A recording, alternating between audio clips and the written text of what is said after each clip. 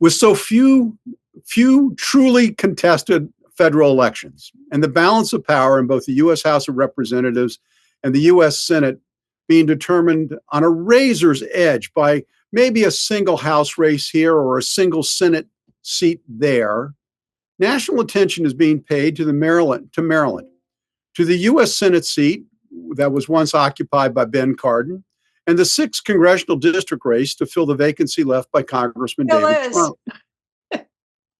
Laurie, ever since Angela Alsobrooks defeated Congressman Trone in the primary, the question has been, can Larry Hogan win despite being a Republican? Can he? A number of Democrats have told me, when I'm standing at the school on voting day, they won't vote for Trump, but they want me to know that they voted for Hogan. But I'm also hearing a number of Democrats who say that they won't vote for Hogan this time because they don't want to sway the Senate seats to be more, to be the majority.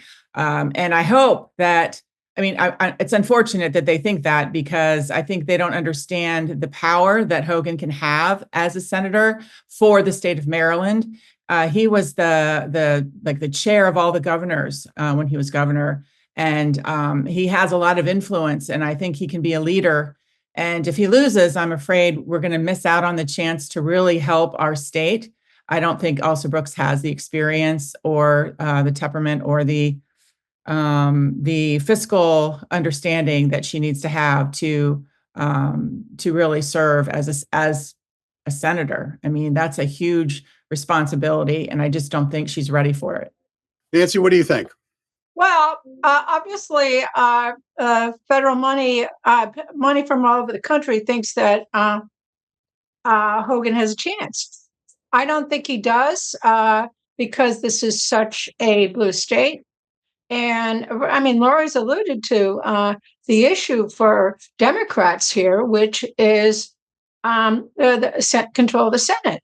So I think it's interesting. Hogan's trying to position himself. That's a whole nother session on his future. I don't know if that is pursuable. He'd be a far better national candidate than the one you have now. But the fact of the matter is that in Maryland, I don't think they can pull it off. God help us; these campaign ads need to end.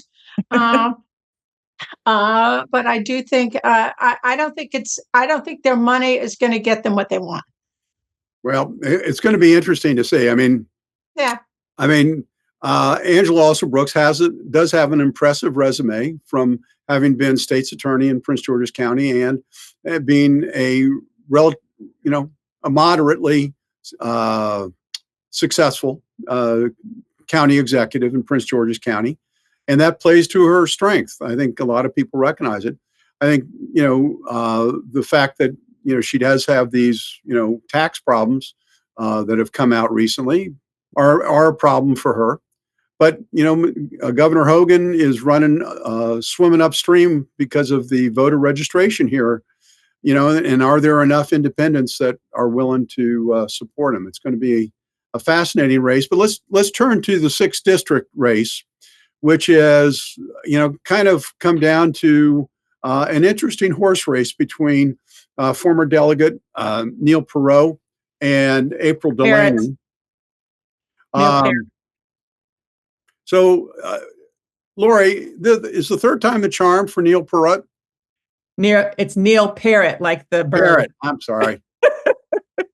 Well, I hope so. And I was really encouraged when the polls were showing he was in the lead. I know he mentioned that when I was at one of the parades to support him a few weeks ago. And he's got a good ground game, much more than he did a couple years ago. There are a lot of people knocking on doors. Republicans have reached I think we have reached every home in the 6th district in Montgomery County. We're taking care of the Montgomery County side of it. And he's, that's an area that he needed help with last time. He didn't get enough votes in Montgomery County. So, yeah. And when you look at, unfortunately, there's a lot of lies that are going around in the pamphlets and on the websites. I was looking at there was a Hood College debate that if you watch the debate, you'll see that it's pretty apparent that what you read about it is incorrect in most places. It was not. Laurie, we're running out of the time one here. I want to get calm Nancy in before we have to go to hard break. This next, Okay. Nancy, what do you think is going to shape up in that race?